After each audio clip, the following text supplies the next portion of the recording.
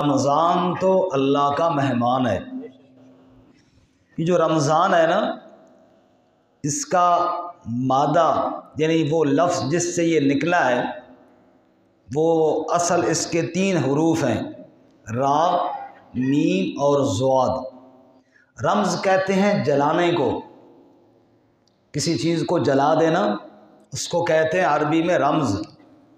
रमज़ान को रमज़ान इसलिए कहा जाता है कि ज़िंदगी भर के गुनाह इस महीने में जलाए जाते हैं।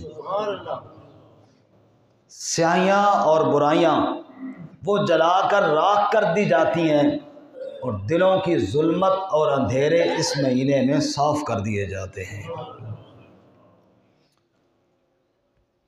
जैसा कि मेहमान ने घर में आना हो तो घर को साफ़ किया जाता है, घर को साफ़ सुथरा करके तैयार करके सजाया जाता है। मेहमान ने जो आना है, आप ख़ुद अंदाज़ा फरमाएं, मेरे घर में मेहमान आए, वो जो सोफ़े हैं या बिस्तर है जहाँ मैंने उसको बिठाना या सुलाना है, वहाँ पर मिट्टी पड़ी हुई हो, जालें लगी हुई हों कमरे में और बिल्कुल गंद मचा हुआ हो, ऊपर से जनाब मैं परफ्यूम लेकर वो खुशबू लगा दूं कि यार मेहमान ने आना है, तो मेहमान उस मिट्टी पर, उन जालों में, उस ख़राब जगह पर बैठकर खुश होगा या खफा होगा? बेशक मैं परफ्यूम लगाऊं, भाई जगह तो साफ़ करना पहले, परफ्यूम तो बाद में लगाने की चीज़ है, पहले सफाई तो कर, ये जाले तो उतार, पहले ये मिट्टी तो हटा बिस्तरों से, इनको सुथरा तो कर। यहाँ तो बैठे तो बंदा कपड़े ख़राब होते हैं, ये कैसा मेहमान खाना सजाया है? मेरे भाई, रमज़ानुल मुबारक का महीना आ रहा है, पहले दिल को साफ़ कर लीजिए, इससे गुनाहों के जाले उतार कर फेंक दीजिए। इस पर जो गुनाहों की वजह से मिट्टी पड़ी हुई है ना, उसको दूर कीजिए, और वो मिट्टी और जाले तौबा से दूर होते हैं, वो मिट्टी और जाले इस्तिग़फ़ार से दूर होते हैं। इसमें रियाकारी का जाला लटक रहा है कि लोग कहें बादशाह बड़ा नेक आदमी है, इसको उतार कर फेंकिए। रसूलुल्लाह सल्लल्लाहु अलैहि वसल्लम ने फरमाया, मेरा रब कहता है अस्सौमु ली, रोज़ा खालिस मेरे लिए है, रोज़े में कोई रियाकारी का सवाल ही नहीं है। क्या पता किसी को कि इसने इतना लंबा दिन था, कोई पी लिया हो, कोई खा लिया हो, किसी को क्या पता। इसलिए अल्लाह कहता है ये खालिस मेरे लिए है, इसलिए दिल से रियाकारी का जाला उतार। अगर तेरे दिल पर दिखलावे का जंग चढ़ा हुआ है तो साफ कर। अस्सौमु ली, दिल उजला होगा, इस दिल में रमज़ान जैसे मेहमान ने आना है, रियाकारी का जाला दूर कर। इस दिल में हसद और बुग़्ज़ का जाला है, उसको दूर कर। रमज़ान का महीना है, दिल के अंदर नफ़रतों की बजाय अल्लाह की मखलूक से मोहब्बत होनी चाहिए। रब ने कहा प्यासा रहे, रब ने कहा भूखा रहे, ताकि तुझे पता चले कि अल्लाह के कोई बंदे भूखे प्यासे भी होते हैं, ताकि तुझे एहसास हो इस कायनात में वो लोग भी हैं जिनके पास खाने के लिए कुछ नहीं है। मैं तो इतना दिन खाता खाता 1 महीने पाबंदी आई है, तो मैं सोच रहा हूँ कि कैसे गुजारूँगा। जिनको रोज़ाना खाने के लिए नहीं मिलता, उनका एहसास तेरे दिल में पैदा हो। दिल से नफ़रत को दूर कर, दिल से बुग़्ज़ को दूर कर, कुफ्र व शिरक को दूर कर, रियाकारी को दूर कर, दिल को साफ़ सुथरा कर। तेरे दिल में रमज़ान आने वाला है, रब का मेहमान आने वाला है। अगर तूने मेहमान के आने से पहले ये काम कर लिया, तेरा दिल तौबा के साथ साफ़ हो गया। और एक बात ये भी याद रखो, दुनिया में सबसे आसान काम रब को राज़ी करना है, सबसे आसान काम।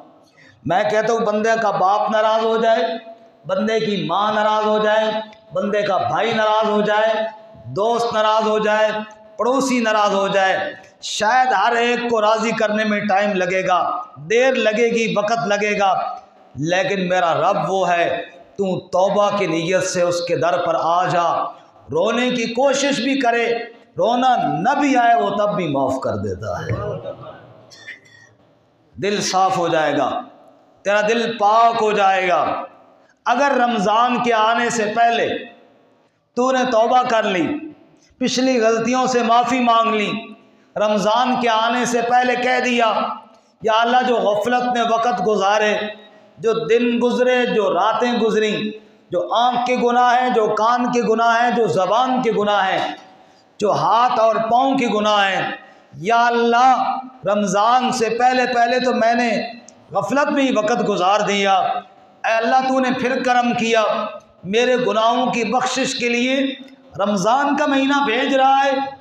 मेरे भाई और मेरे बुज़ुर्गों, अगर रमज़ान से पहले सच्ची तौबा कर ली और फिर उधर से रमज़ान का चाँद दिखाई देगा, रसूलुल्लाह सल्लल्लाहु अलैहि वसल्लम ने फरमाया पहली ही रात अल्लाह ताला दोस्ती का हाथ बढ़ाकर तेरे सब गुनाहों को माफ़ कर देगा। अल्लाह के नबी सल्लल्लाहु अलैहि वसल्लम मिंबर पर तशरीफ़ फरमाएं,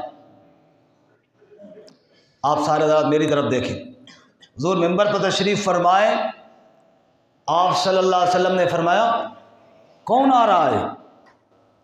साहबा ने इधर उधर देखा, फिर हुज़ूर ने फरमाया कौन आ रहा है, कौन इस्तिकबाल कर रहा है? साहबा हैरान कि बंदा और नज़र तो कोई नहीं आ रहा। हुज़ूर सल्लल्लाहु अलैहि वसल्लम इशारा कर कौन आ रहा है, कौन तुम्हारे इस्तिकबाल करने के लिए आ रहा है, तुम किसका इस्तिकबाल करने लगे हो?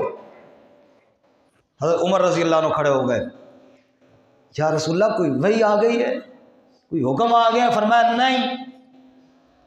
या रसूलल्लाह कोई दुश्मन आ रहा है, उसके साथ मुकाबला होगा? फरमाया नहीं। अल्लाह के नबी फिर बताए ना कौन आ रहा है? मेरे नबी कहते हैं रमज़ान आ रहा है, रमज़ान आ रहा है, रहमतों का महीना आ रहा है, बख्शिश का महीना आ रहा है, मग़फ़िरत का महीना आ रहा है। तुम्हें नहीं पता अल्लाह की रहमतों का महीना आ रहा है।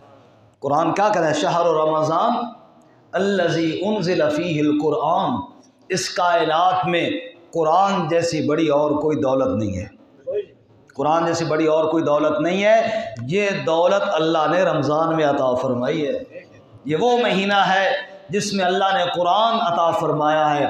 ये रहमतों का महीना, ये बरकतों का महीना, ये मेरे तेरे गुनाहों को माफ़ करने का महीना आ गया है।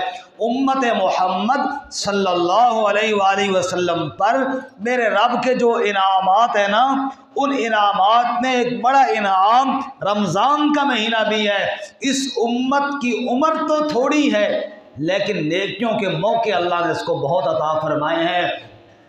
इसी में तो वो शब कदर भी आएगी, लैलतुल क़द्र खैरुम मिन अल्फ़ शहर, एक रात 1000 महीनों से अफजल है। पहली उम्मतें 1000 महीने तक इबादत करती रहें, अल्लाह ताला जितनी रहमत फरमाता है उम्मत मोहम्मद के मुसलमानों, इसी रमज़ान के महीने में अल्लाह आपको वो सारे दर्जे अता फरमा देगा। तुम्हारी ये रमज़ान की इबादतें उन 1000 महीनों से भी दर्जे में ज़्यादा हो जाएंगी। मेरे नबी सल्लल्लाहु अलैहि वसल्लम ने फरमाया मन सामा रमज़ाना, मन सामा रमज़ाना ईमानम व इहतिसाबन गुफ़िर लहू मा तक़द्दम मिन ज़ंबी, जिसने रमज़ान के रोज़े रखे ईमानम व इहतिसाबन, ईमान की हालत में रखे और अल्लाह से अजर और सवाब की उम्मीद पर रखे। या अल्लाह तेरे लिए तो रख रहा हूँ। अल्लाह के नबी फरमाते हैं गुफ़िर लहू मा तक़द्दम मिन ज़ंबिही, पिछली ज़िंदगी के सारे गुनाहों को अल्लाह माफ़ फरमा देंगे। और इसके साथ फरमाया मन काम रमज़ाना ईमानम व इहतिसाबन गुफ़िर लहू मा तक़द्दम मिन ज़ंबिही, जिसने रमज़ान की रातों में क़ियाम किया ना, अल्लाह उसके पिछले गुनाहों को भी माफ़ फरमा देंगे। कितना बड़ा इनाम है दिन का रोज़ा और रात को तरावी में कुरान मजीद सुनना। इसलिए इन दोनों इबादात में शौक़ होना चाहिए। हमारे यहाँ थोड़ा थोड़ा डर होता है, थोड़ा थोड़ा ये बात होती है जी रोज़ा कदों बन रहा है जी। हमारे एक रिश्तेदार, अभी मैं कल गाँव गया तो मुझसे पूछ रहे थे रमज़ान कब है, और भी कई साथी पूछ रहे थे रोज़ा कब है। मैंने कहा कि मैंने इधर उधर कहीं जाना था, जिससे मिलना था वो सारा मिलकर आ गया हूँ। जुमे वाले दिन से मैं तैयार बैठा हूँ, जुमे वाले दिन से मेरी तरफ आज ही हो जाए, चांद आज नज़र आ जाए तो हम आज शुरू कर लेंगे। मैंने कहा मैं तो आज से तैयार हूँ। उन्होंने कहा अल्लाह का नाम हूँ असल मशरा इस तो कर रहे हैं, थोड़ा लेट करो, तुसी और पहले तैयार हो गए, तैयार हो जाओ अल्लाह की रहमतों को।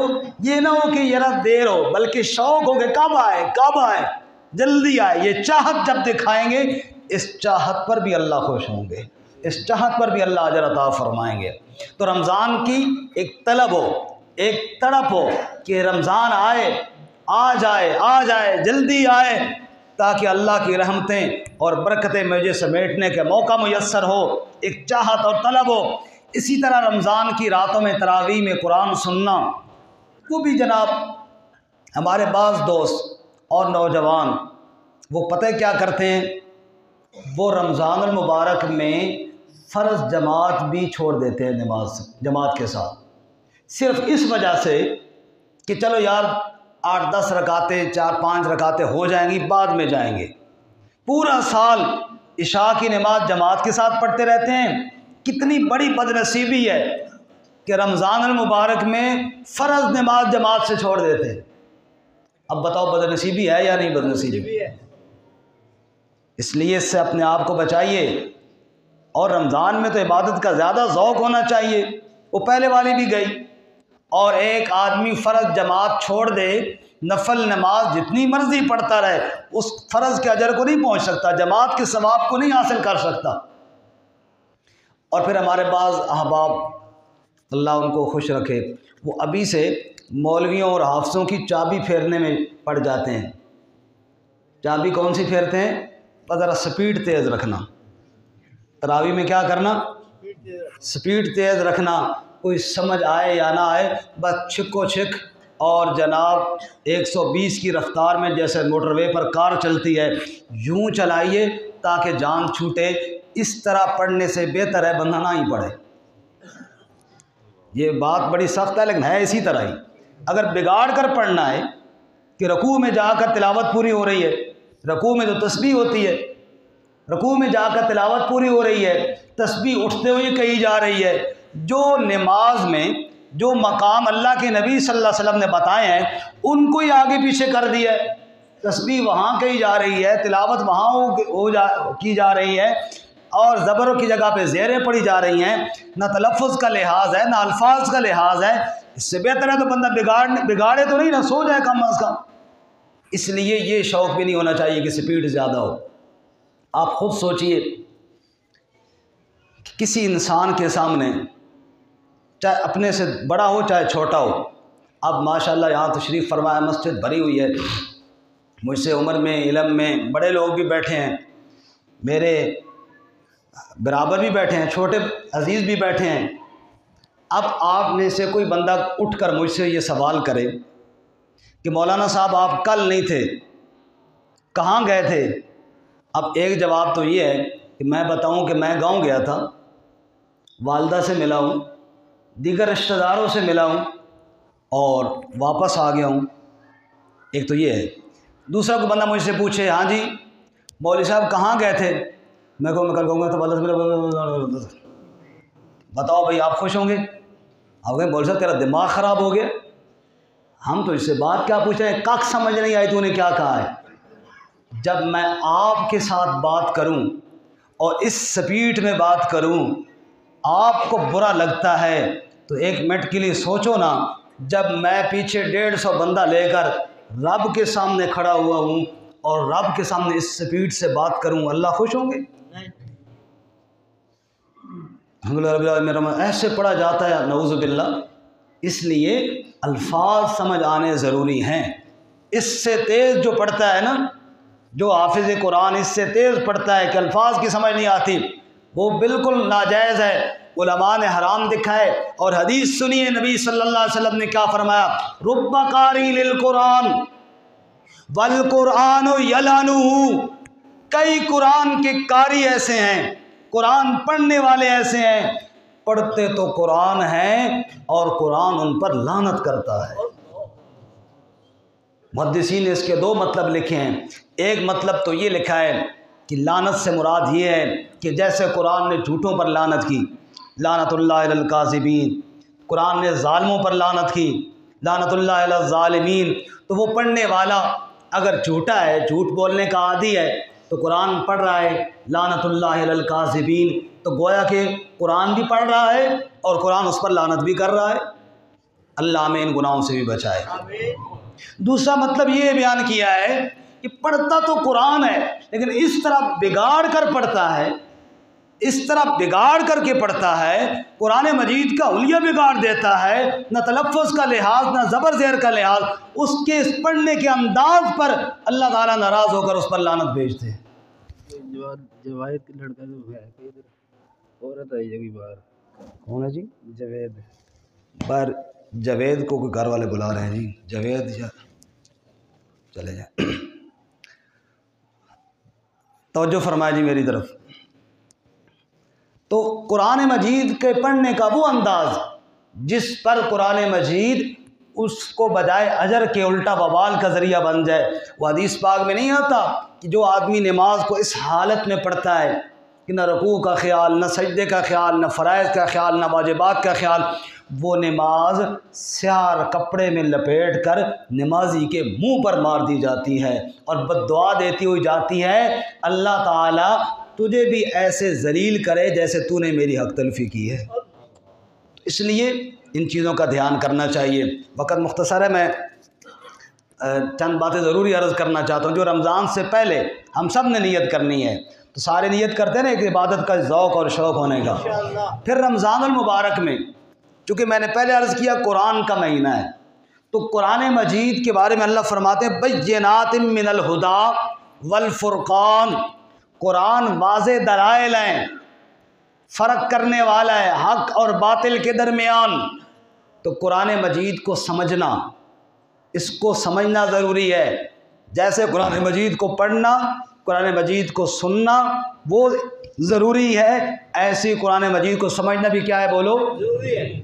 इस सिलसिले में अल्हम्दुलिल्लाह हमारी मस्जिद में कई सालों से ये तरतीब है कि फ़जर की नमाज के बाद कुरान मजीद की वो तिलावत जो हमने रात को सुनी होती है, उसका मुख्तसर ख़ुलासा कि इसमें मोटा मोटा ये पता चल जाए कि अल्लाह ताला की क्या अहकामात हैं, वो अमल की नीयत से बयान कर दिए जाते हैं। शायद कि किसी के दिल में बात उतर जाए।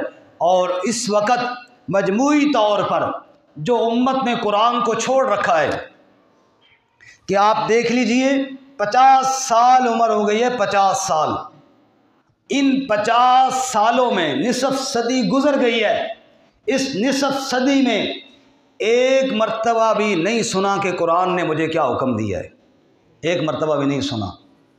तो चलो रमज़ान के इस महीने में कुछ एक खाका सा मज़ामीन का तो सामने आज है कि अल्लाह ताला ने ये कहा है। तो फ़जर की नमाज के बाद वैसे भी अहम वक़्त होता है, बड़ा मुबारक वक़्त होता है।